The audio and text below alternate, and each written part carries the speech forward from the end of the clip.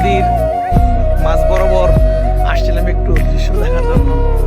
এখন মাঝখানে আমরা আছি, এখানে চর পড়ে গেছে, এই পদ্মা ব্রিজ এখানে চলাফেরা করতেছে। আমরা একদম পদ্মা নদীর মাঝ বরাবর আমরা আছি, যেখানে চর বেশি আসছে। মূলত চরটা দেখার জন্য এখানে আসা। এখানে পানি যখন আসে তখন বোঝার উপায় নেই এখানে কি হালত হয়ে যায়। তো পানি শীতকালে কারণে পানি কমে গেছে, এই জন্য আমরা এখানে আসছি। এই শুধু পদ্মার মাঝ বরাবর একটু দৃশ্যটুকু দেখার জন্য এখানে আসা। এই যে পদ্মা ব্রিজ, আমরা পদ্মা ব্রিজ নিচে আছি। আমরা 10 জন ফ্রেন্ড সাইকেল আমরা আসছি একটু আনন্দ করার জন্য। বন্ধের দিন আল্লাহ পাকের মেহেরবানিতে আমরা এখানে আসলাম।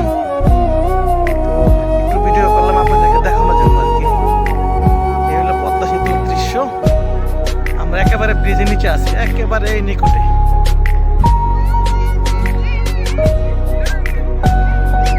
পদ্মা ব্রিজ